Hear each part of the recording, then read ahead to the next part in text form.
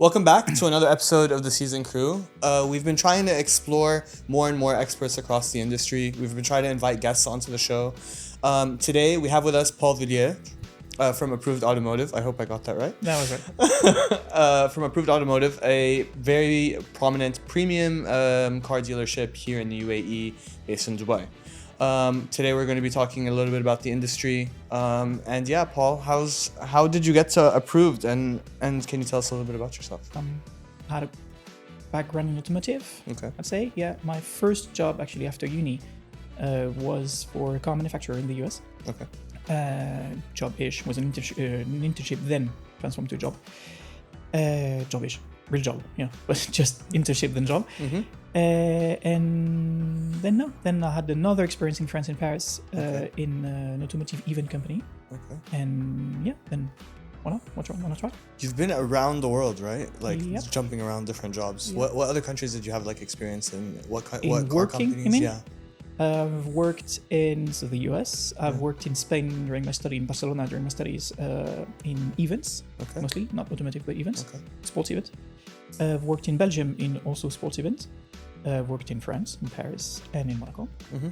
And I worked in Mauritius Very cool. and now in Dubai. Which do you like the most?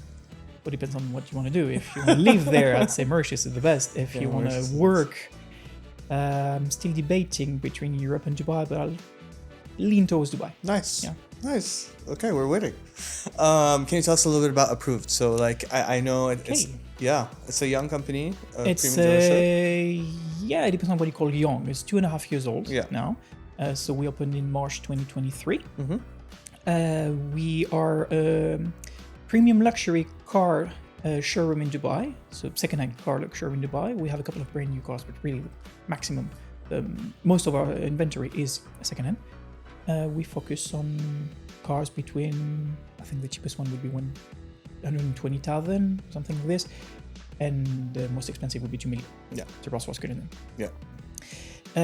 But our average inventory would be 400, 500, something like this. So we target people that can afford these cars, which is a big amount of people in Dubai as well. Mm-hmm. If you want to finance it, everybody can It's a afford good it. market for that price.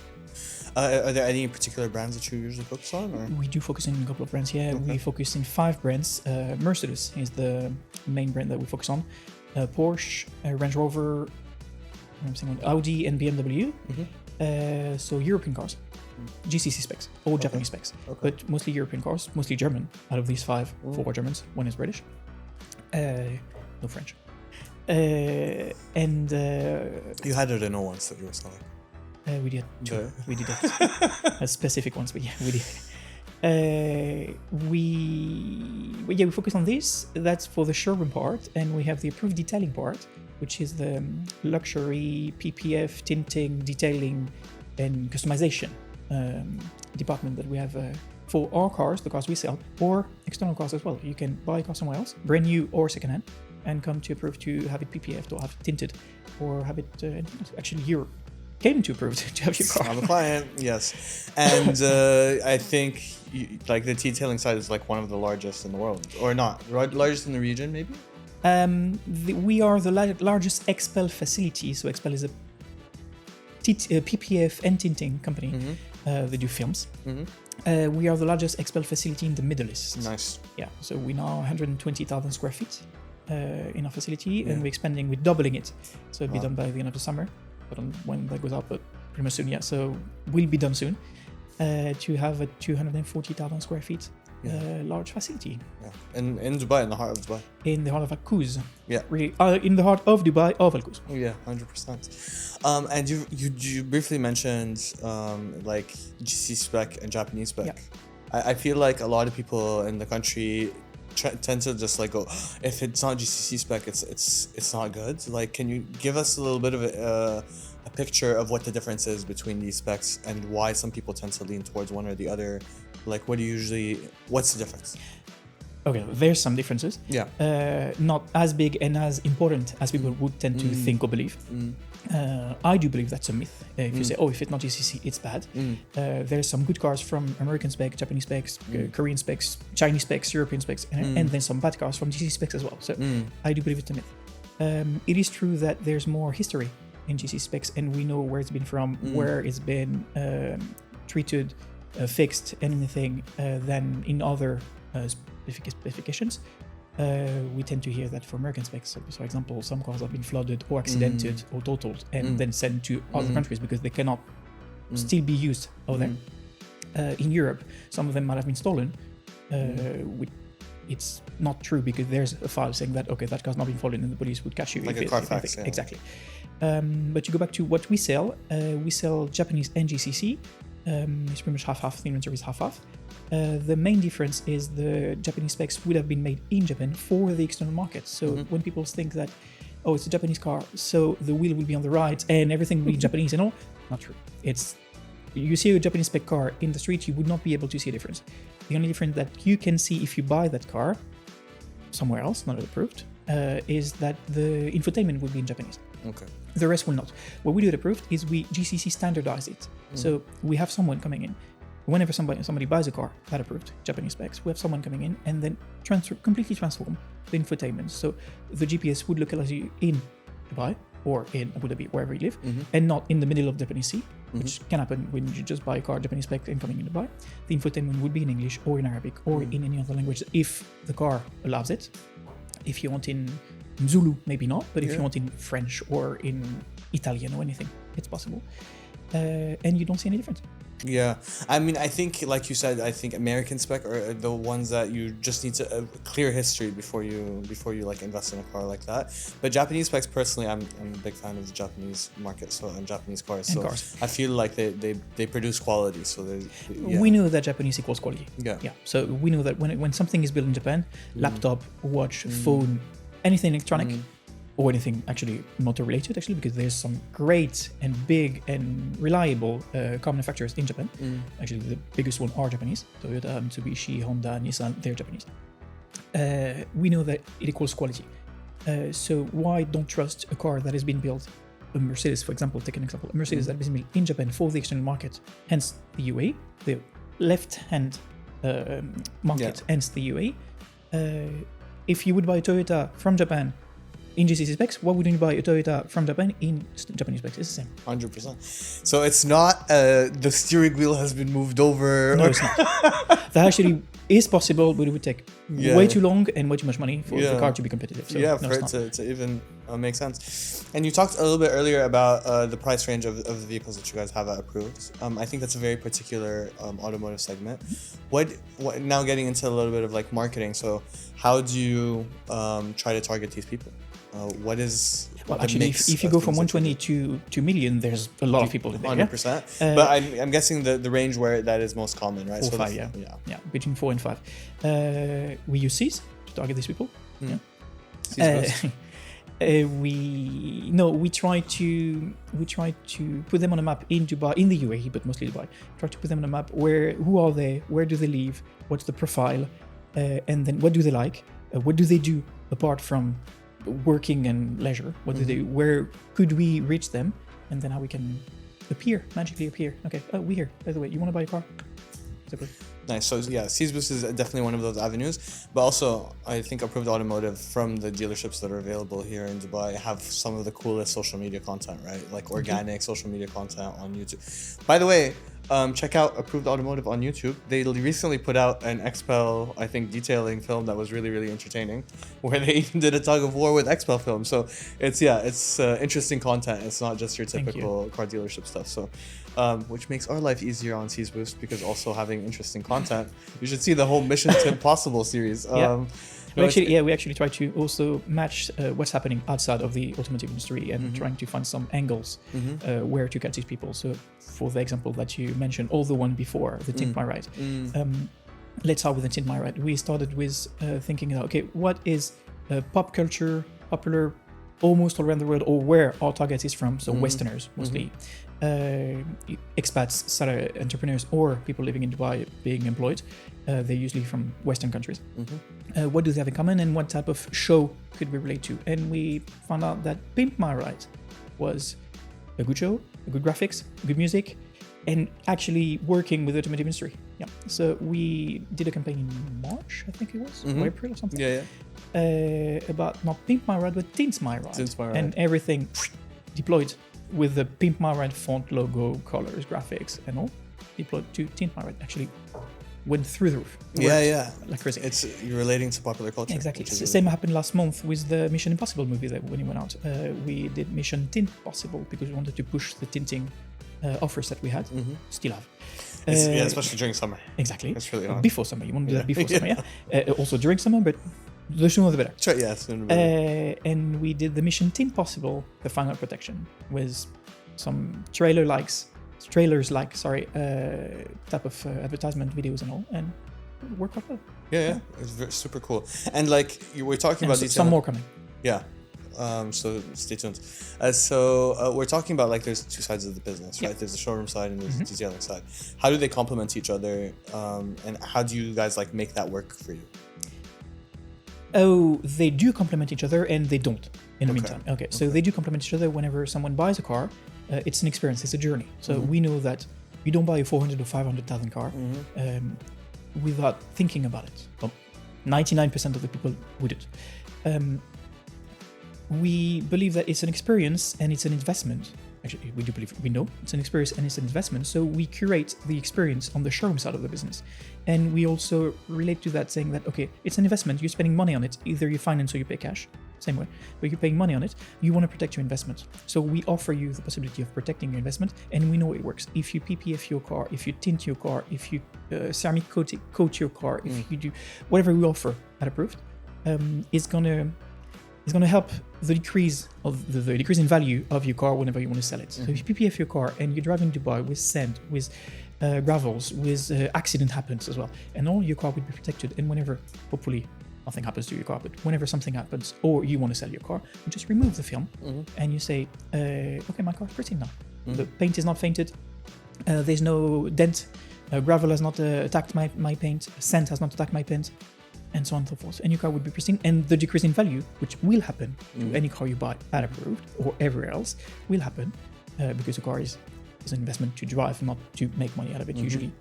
Unless it's specific. Depreciating. Very specific. No, but it's depreciating. The time, The decrease in value will happen, but it will be reduced with these small gestures that we offer because we want to protect your investment. We know it's an investment. We want you to, especially at that price range, right? Especially at that price range. It's a bigger investment. So when people want to finance their car and they want to pay, the EMI would be between, I say for the cheaper one, would be 3,000 months up until 20,000, 30,000, depending on the car and the price.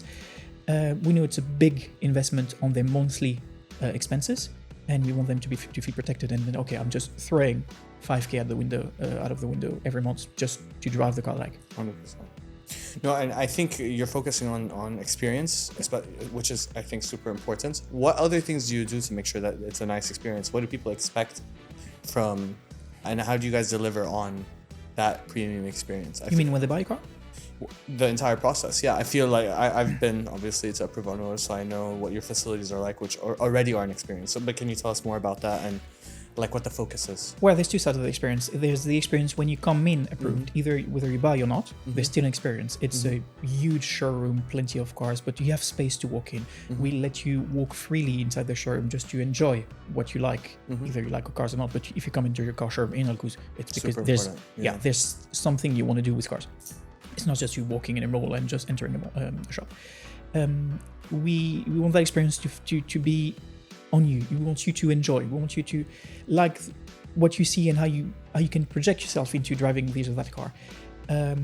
There's a couple of things that we are creating now. We're gonna have how do you say that? Crap, forgot. A barber. A barber. Thank you. Yeah. We're gonna have a barber. We're gonna have a barber very soon when we open the second showroom. He can start with you. Exactly. He's waiting for me. He's not taking anyone else but me.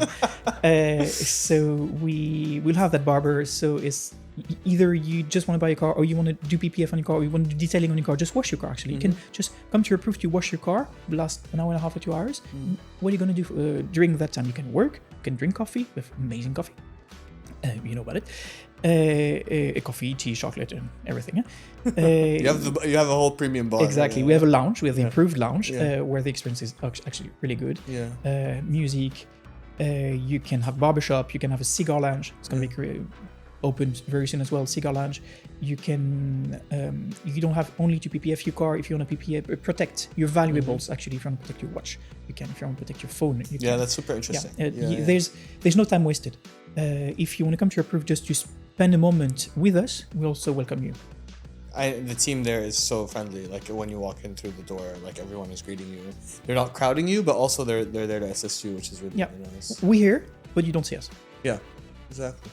I think that's part of the experience. Is the actual showroom is part of the experience, and then there's the team as part of the experience, and then you have even online there's an experience, right? With your website, I think you guys as well, you have Caesar. People expect like now these days to get answers in seconds, and then you have an AI chatbot that also can support. So there's multiple facets, I think, to that experience. What are you seeing with online and digital experiences? Not just limited to the chatbot, but also with how you guys are presenting yourself, and what is the experience online like?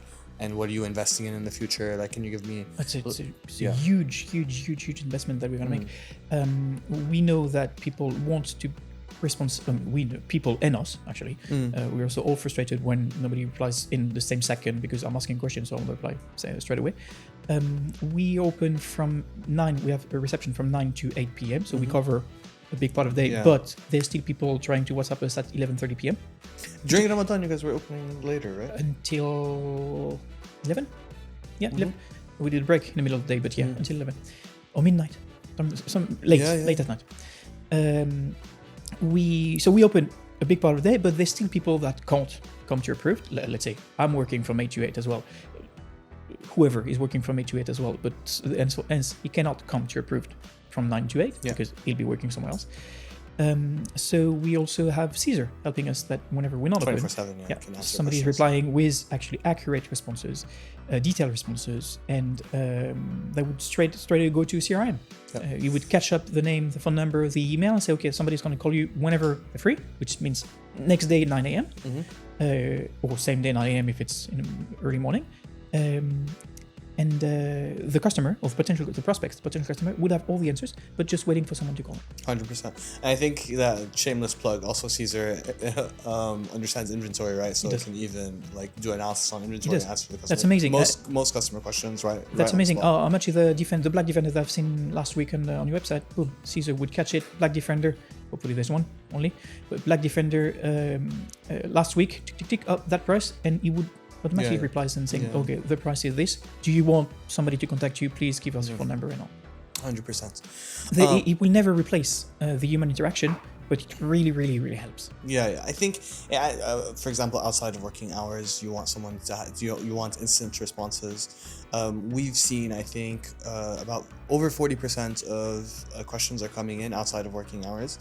So sometimes people are late at night, on their phone, browsing, and then we do that as well. We do that as well for other things in cars. And we can talk about that, right? So there's other channels, right, that you guys are investing in time in, like WhatsApp, etc. So can you tell us a little bit of like these unexpected channels or tactics and how they are part of what you guys are doing to be able to reach out to customers and make sure you're connected to them? Okay, WhatsApp is the main channel that we want to use, obviously. Inbound and outbound. Because it's a UAE and everybody uses WhatsApp. If you don't know WhatsApp, you have an issue. But WhatsApp is the main that we want to use to do campaigns and to be contacted as well.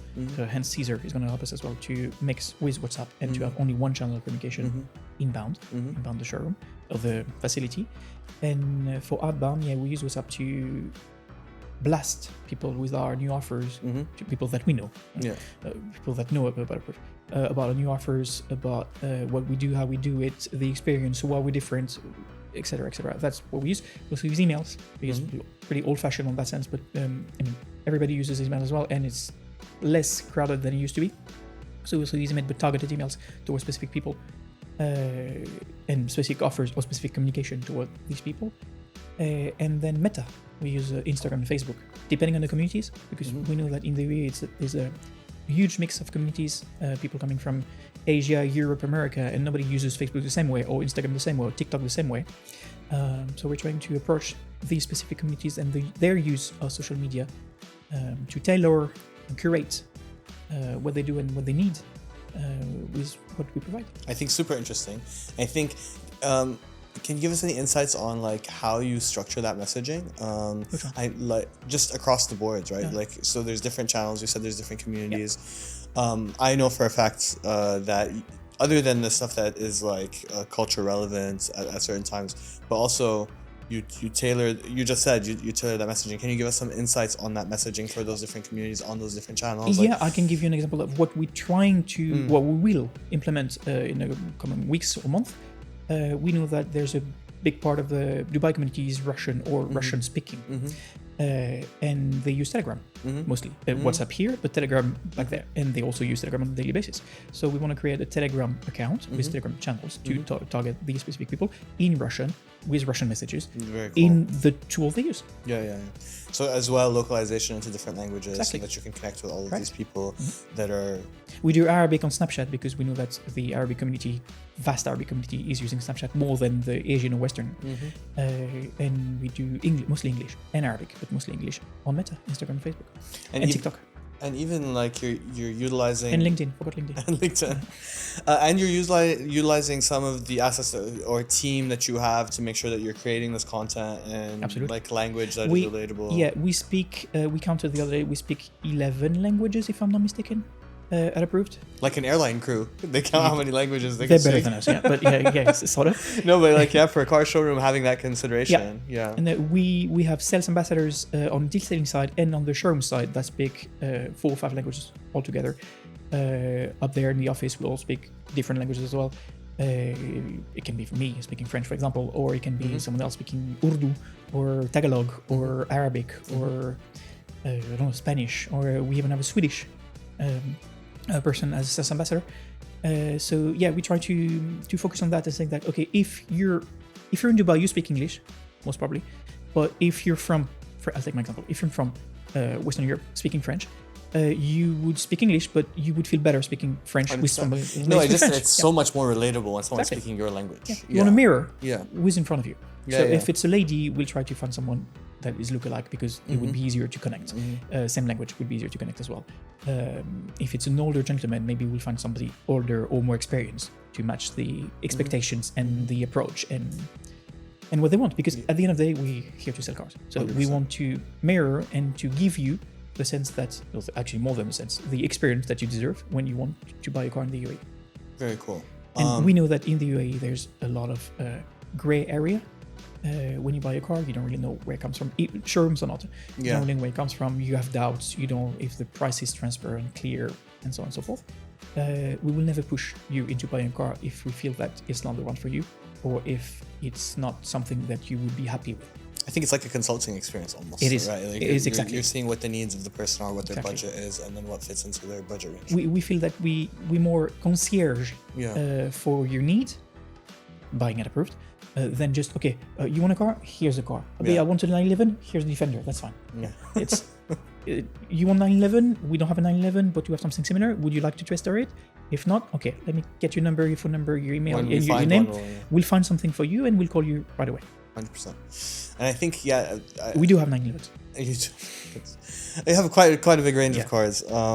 So I just want to touch a little bit on as well, like tools and technology. You're a young company that's always trying to like push the bounds, I think, in terms of how much you're automating your processes. I mean, one of the really cool things that Seezoned has done with Approved, and this was like from Approved side, is we kind of set someone aside for digital leads just so that they can be processed quicker, stuff like that, and they can be filtered and they can be sent to the right people and stuff like that. So you guys have even instilled processes like trying to improve the digital marketing as well. All You marketing, have actually. and then you have other tools, right? So CRMs and stuff like that. Can you tell us a little bit about how important these tools are, what you guys are looking to do with them in the future, how you're investing in them, etc.? It's massive. Yeah. It's really massive. Yeah. We're dealing with people that we're dealing with data, to be fair.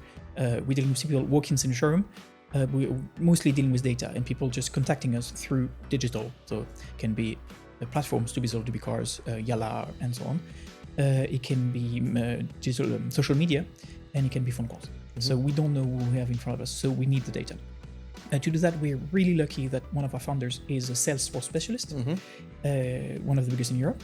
And he helped us creating the most advanced CRM tool in the region that we've seen in the region.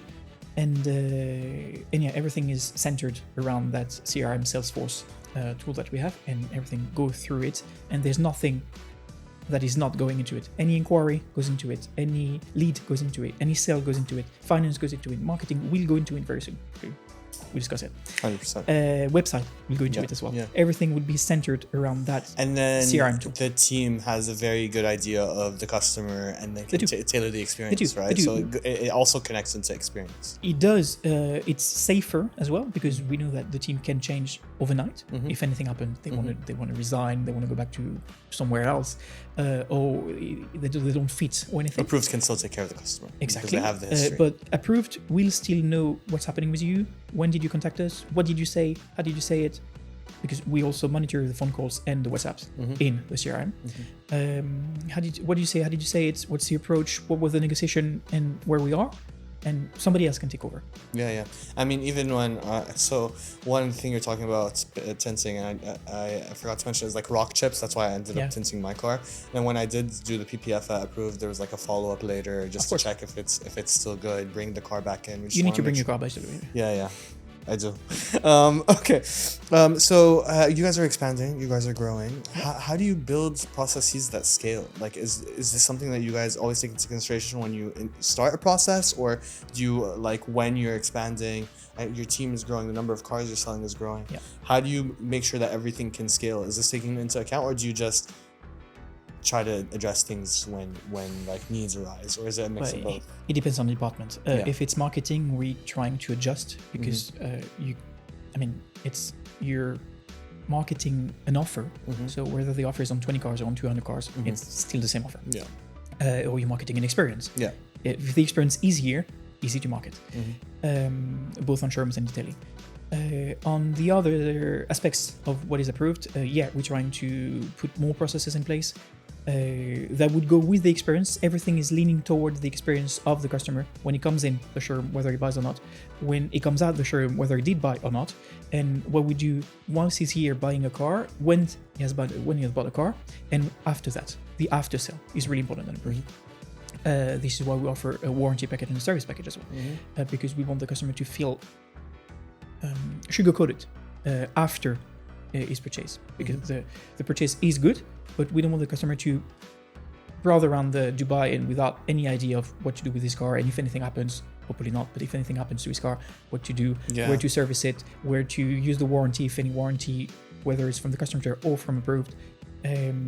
Approved offer a warranty. We do offer a warranty as well when you buy a car from Approved.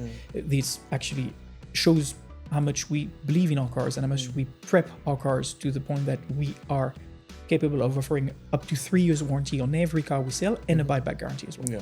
So that means that if you buy a car from Approved, I think that's super important, right? It's like establishing that confidence and that trust. I think is key. There's no car at Approved that somebody from the company, whether it's detailing or showroom, would not buy Themselves, themselves always with parrots. We really believe in what we do and how we do it. Everybody believes in what they do, but how we do it. And if the car is not fit enough or good enough for myself, it's not going, or for anyone else, it's not going to the showroom. Very interesting. So I just want to I have a couple of things I still want to talk to you about. So one is, so like we're looking at the market as a whole. I think what is starting to eat away at parts of the market is, the Chinese car manufacturers coming in. And they're starting to get with a little bit more premium. They're starting to find offer vehicles that are more and more expensive. You guys have a couple. We do have two. We do have so whereas before I think it was like less of a consideration. Now they're coming up. So how do you think that's going to impact the market over the next few years? Do you see it continuing to grow? Do you think there's challenges there? What are you seeing from your perspective? Okay, so really personal opinion. I'm not speaking on the name of Approved here. I do believe it's going to continue and is going to take over the market, part of the market. The market is so big that there's no one market. There's several markets in the automotive market. I do believe it's going to keep growing and taking over the market. Actually, we experienced that. We're too young, but we experienced that a couple of years ago, like 40, 50 years ago with the Japanese cars.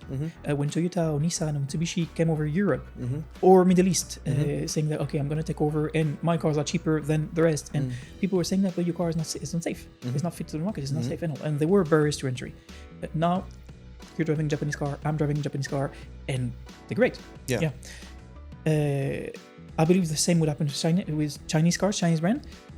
If they manage to find big brands to take over the market, because now I believe there's so many. Yeah, I feel we're experiencing every week there's a new brand coming on the market. Yeah. So, but I feel like even Japanese early on, there was more, and then they kind of like there was Daihatsu and Isuzu and like, but then they got consolidated, and then even Korean also did that after Japanese, where they entered the market and they were seen as like lower quality and stuff like that, and then they scaled up a little bit. Absolutely. And they had so many companies like Sangyang and Daewoo that we no longer see anymore, right? And then they consolidated into a couple of brands, and now it's the Chinese that are coming. Except, oh my god, the number of brands is crazy. Yeah.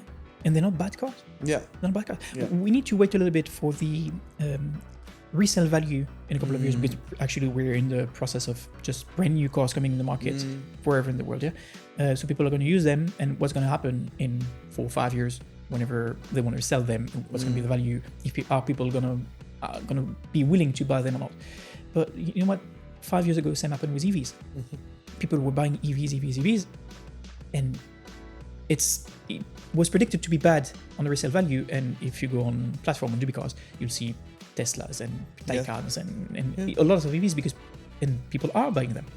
The thing is, and I say this because I also like we have something that we work on in terms of residual value and predictive used car pricing is what's happening. I think with the Chinese as well is they've always changing their models because they're trying to catch up.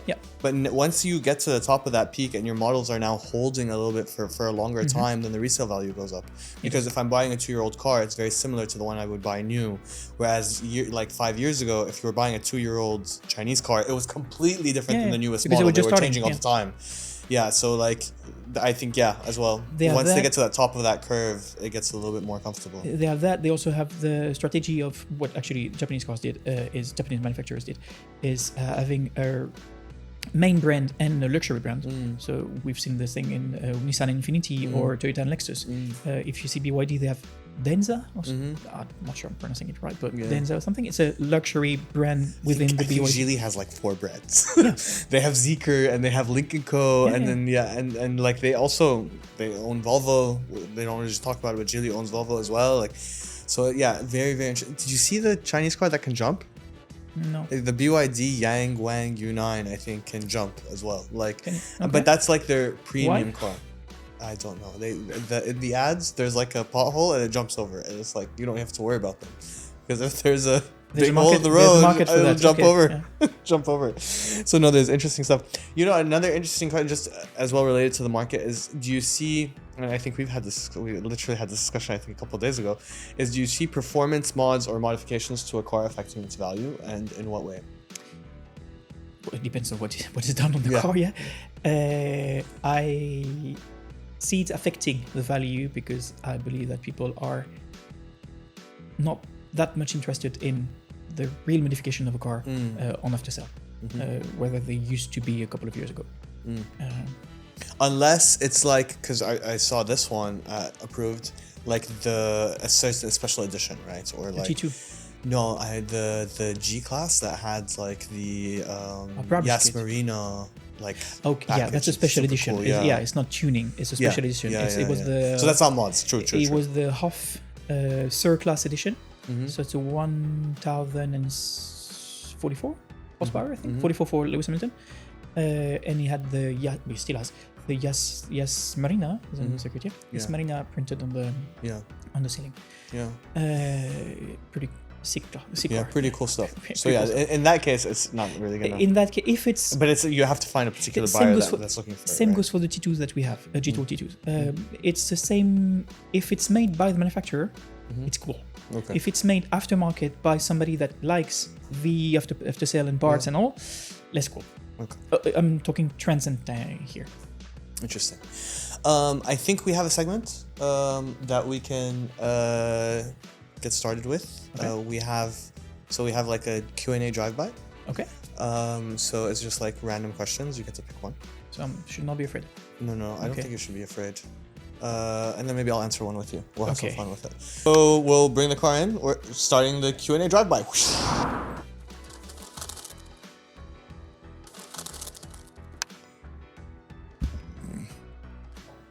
I pick one. Pick one.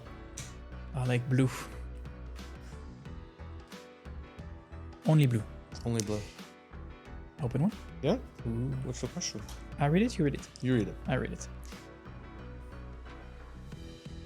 Ooh, okay. If you could turn any activity to an Olympic sport, what would you win a gold medal in?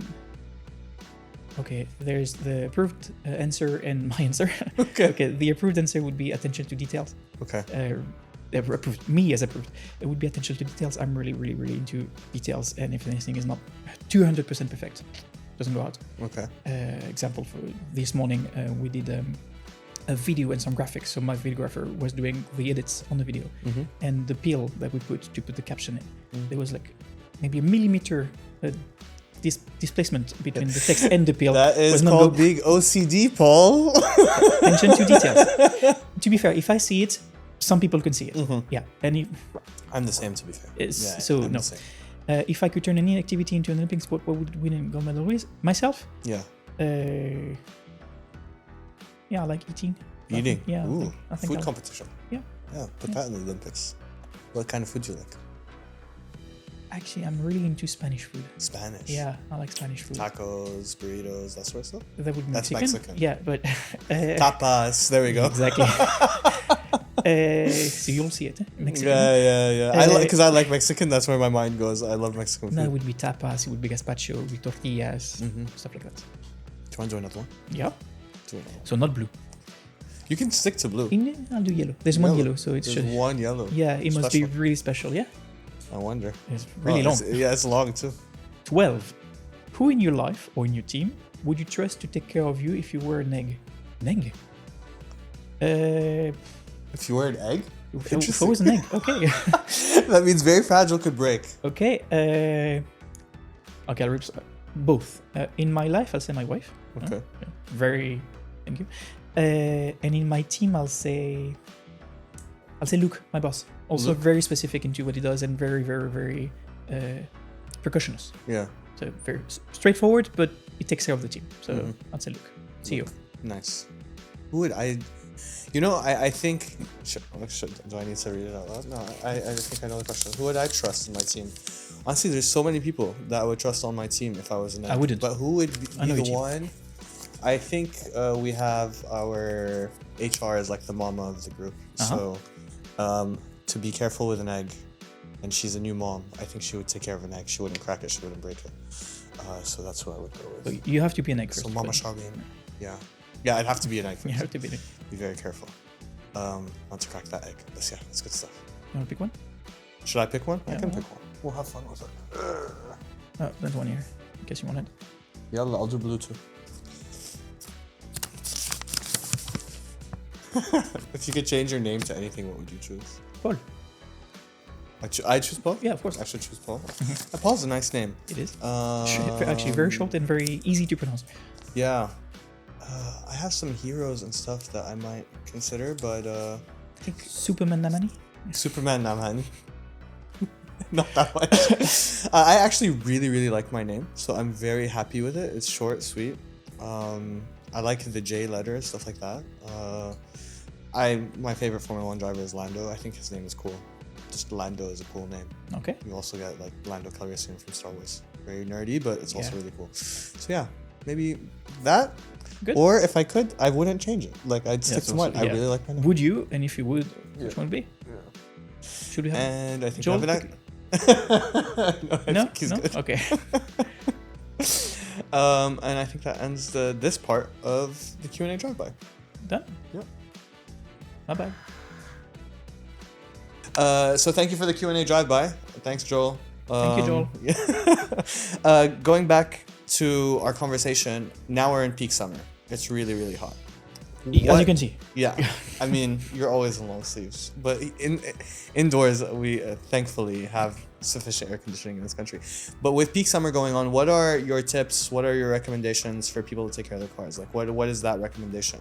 Apart from tinting. Apart from tinting. Apart from tinting. Is there anything else that you guys usually take into account with your customers? We wouldn't do it for them, but we would advise them to take care of the AC.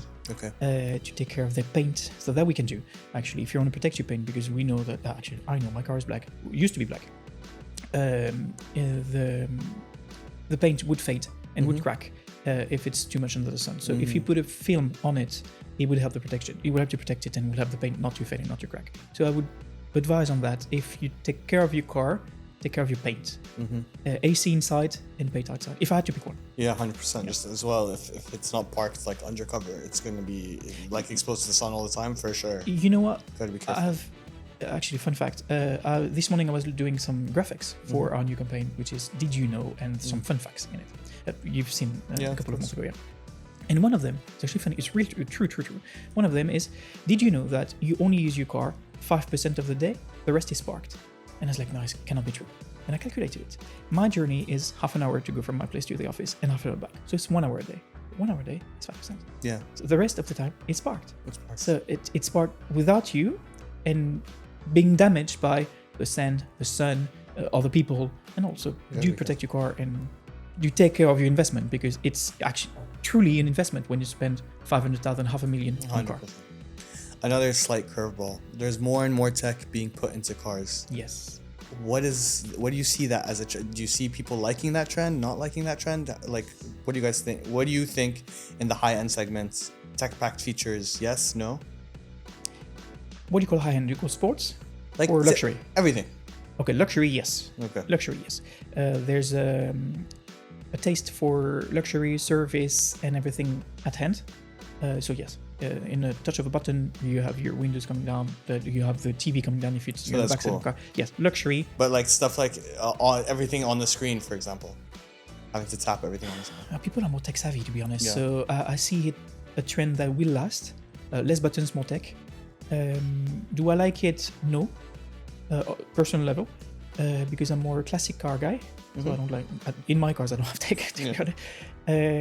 Do people that like sports car like it? I would say no, neither, because they like to be more into the engine bay and touching things and all. So if everything is on the dashboard or on the screen, it's less readable for them and less pleasure for them. So it would be a trend that would continue growing. I believe so. Would I like it? No. Okay.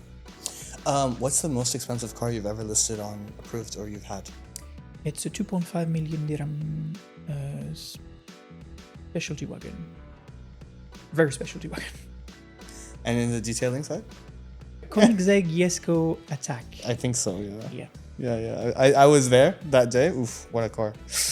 And just as an outro, Paul, like, what do you... We also have every type of car that gets protected. You don't have to have that type of car to protect it or to spend a certain amount of money to PPF it or to tint it. Well, actually, do tint your car, but to tint it with proper tint. 100%. You can find tints for 60 dirhams, actually, but it's not proper. It would keep you hot in your car.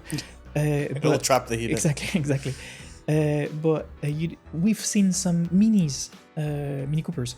We've seen some Volkswagen Tiguans. We've seen some patrols, old patrols. Everybody can come to Approved and find something for them. Just if you come to Approved, you know that you'll expect quality and you'll have quality out of what we do and how we do it. I mean, especially when you're working on cars that are that premium and that cost millions but of dollars. any car can come in. Honestly, any car can come in. But you have that same team now working on your car, so it's the same premium stuff. Yeah, as an outro, Paul, just want to... What are your... what's your outlook on the future for Approved, for the UAE car industry? What are you guys... Is there any trends you guys are looking or preparing for? I think AI is definitely one of them, what we talked about, but is there anything else?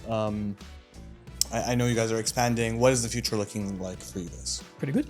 Yeah? It's looking pretty good. So we're expanding. We'll double the facility by the end of summer. So we'll start from that.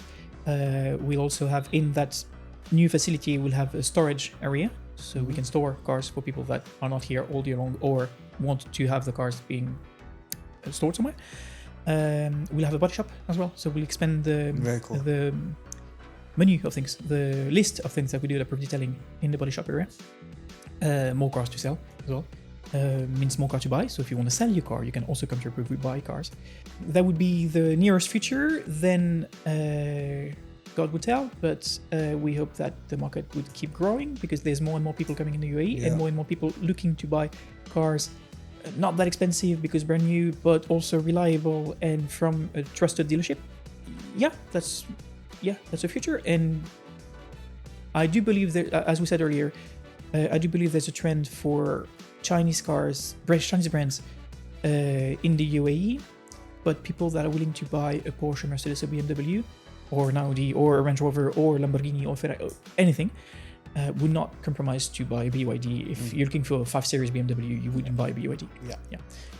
If you buy a BYD, it means that you like that tech-savvy cars and that new trend of cars, 100%. But you were not sure about buying a specific car that we have. Which is fine. I would not push you into buying a BMW if you're leaning towards something else. Very interesting. I think very exciting future. Yes. Thank you so much for joining us. Thank you. Really appreciate your time. It was great. Thank you for everyone for watching. If you made it this far, please let us know. We're always curious to see if there's any topics. If you have any questions for me or Paul, we can always try to get back to you. Of course they made it this far. Leave them in the comments below. What? Of course they made it this far. I mean, if they're watching and they're hearing this, for sure they made it this far. Also, please check out Approved Automotive on YouTube. They have some really, really cool content. I think we'll also try to put that down in the description. Thank you so much for having us entertain you. Thank you. Thank you so much for spending your time here. Merci. Have a good one. Take care. Bye-bye.